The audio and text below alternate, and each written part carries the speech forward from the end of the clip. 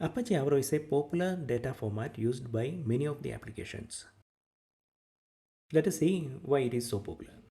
Apache AVRO is a data serialization system. It stores data in a serialized manner in files. It's a row-based data storage. That means the data will be, or each record will be stored as rows. It is similar to rows in a table in relational database. It is compact, fast, binary data format. And code generation is not required to read or write AVRO files. Whenever you read a AVRO file, each record will be converted into a generic record. So we can do all the manipulations with the generic record itself.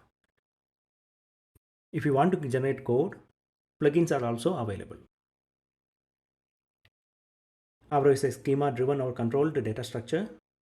It uses dynamic typing and data is accompanied by schema.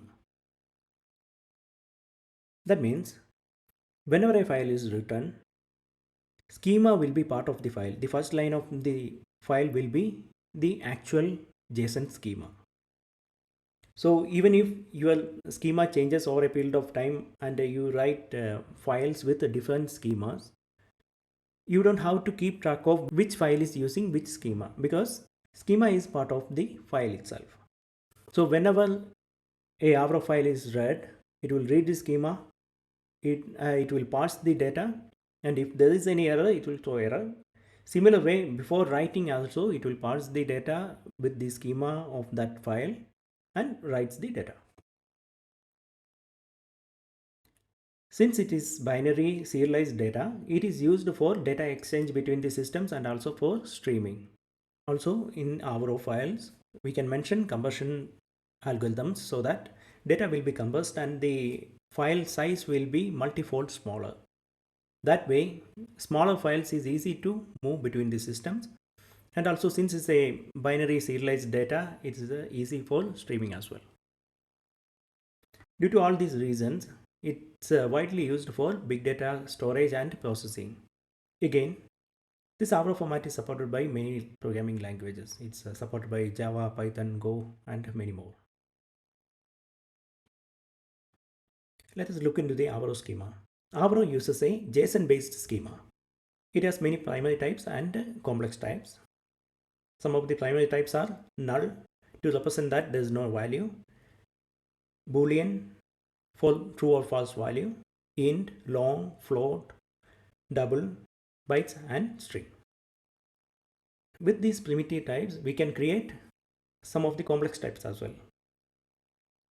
One of the important complex type is record. Record is an array of attributes of an object. If we are taking the example of a person, name, occupation, age, etc. are attributes.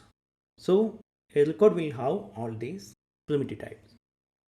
Name could be of type string, age could be of type int, etc. Enums. To restrict the attribute to a predefined set of values. For example, if address can be of home or office, in that case, the value home and office will be defined as enums. Arrays. It shows array of records. Maps to store key value pair. Unions. A type of an attribute could be any one from the union of types.